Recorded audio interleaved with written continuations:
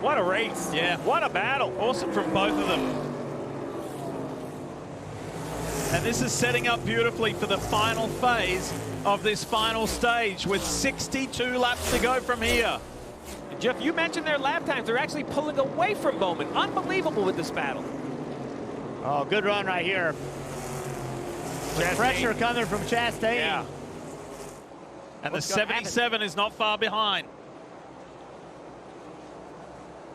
That slow pit stop has just killed the 77. That was extra 2 seconds. This is to unlap himself, which is very important, but I love the call. The execution not quite as good as it needed to be.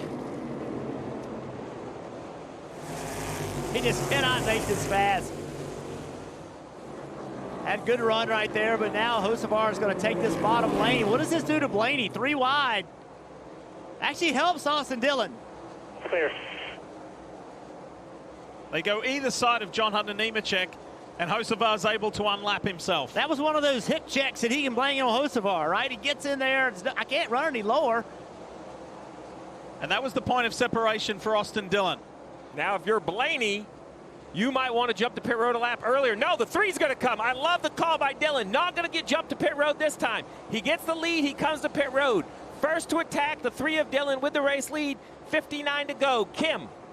They quickly jumped on the radio, said pit now, want to be the first to pit last if possible. No major complaints from Austin. That car's so good on the long run.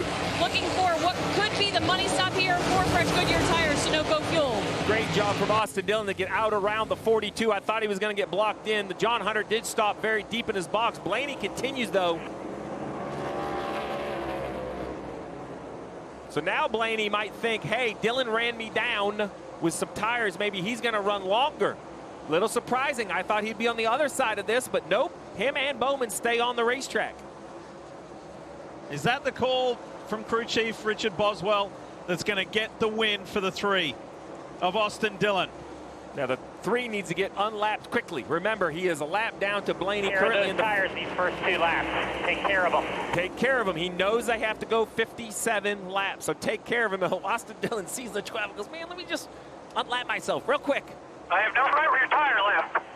Blaney screaming about right rear grip. No right rear tire left. Oh, he's screaming because he saw Austin Dillon hit pit road. He's like, I want to hit pit road too. I need some fresh tires. And he's right. We'll pit this time. Pit this time. Okay, the 12's going to come to pit road. You lose 29 seconds. So the 12, even with a perfect stop, is going to come 4 or 5 seconds behind the 3 on the racetrack, but have 3 lap fresher tires or 3 or 4 lap fresher tires. Let's see how Blaney does get on his entry. That's first, Jeff. Got to get on pit road cleanly.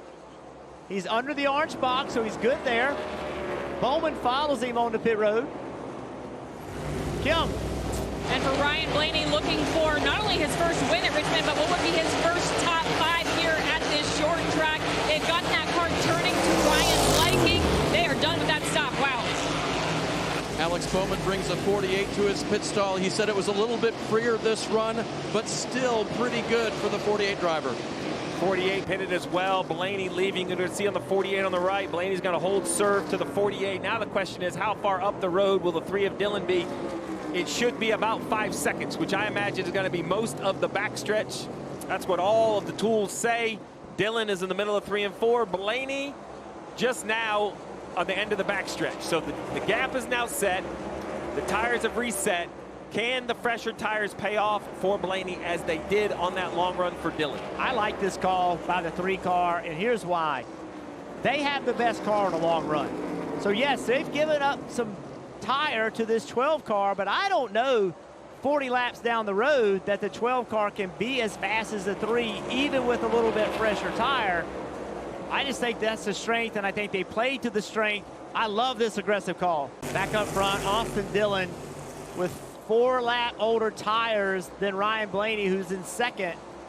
And Austin Dillon, even though older tires, he is faster than Blaney. This was the strength of this 3 car all night long. He has a very unique line that he runs around this racetrack, especially on this part of the racetrack. Watch what he does. He runs that car way low. He never even gets close to the wall. Everybody else uses all of the racetrack on the exit of turn 4. He does not use it. There is more grip at times on the bottom of this racetrack. Let's do it again when the 17 is no longer in the picture. Austin Dillon to the bottom of the racetrack, runs up the hill a little bit in the middle, left side's on the yellow line on exit. Look, there is a lane between he and the wall. Let's go back and look at the 12 car. 12 car running second, really good speed. He is using all of the racetrack, trying to get by SVG right here. Let's see if he clears him. You got to clear him, so I give the example. But you watch what he does. He goes to the bottom. All this looks the same. It all is the same as what the 3 is doing, but the 12 runs all the way up the racetrack to the wall. Even though he's trying to pass SVG, it shows you the advantage that Dillon has.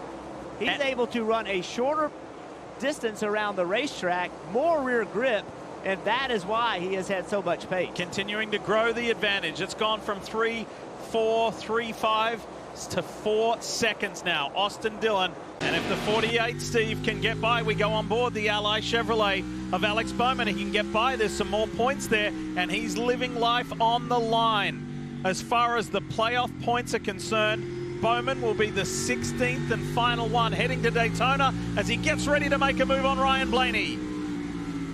48 right now is the fastest car.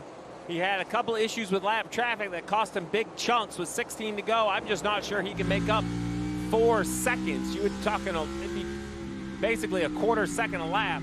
That would be huge chunks. How far back for us? Well, he got a half a second that lap, so we'll see if he continues. And you heard Blaney ask how far back's 4th.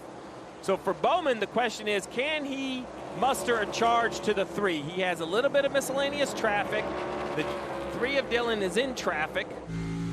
Dillon ran a 25 that lap. Bowman ran a flat.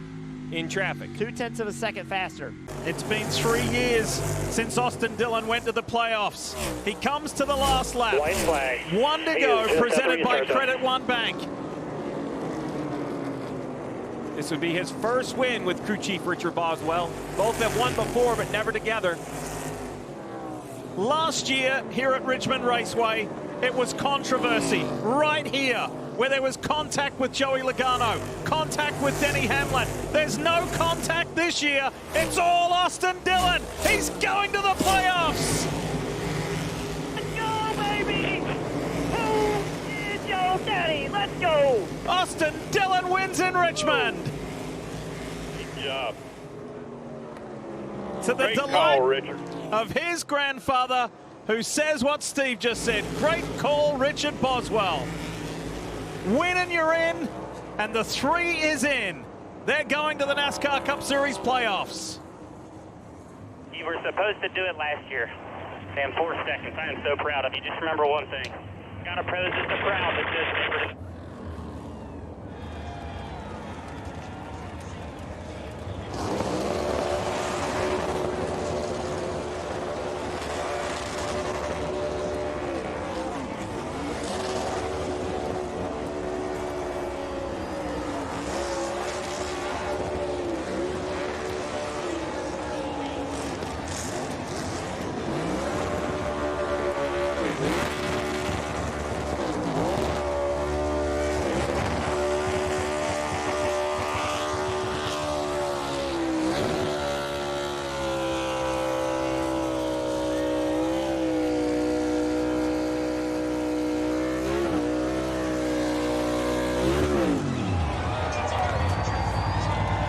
You don't think there's some passion behind that burnout?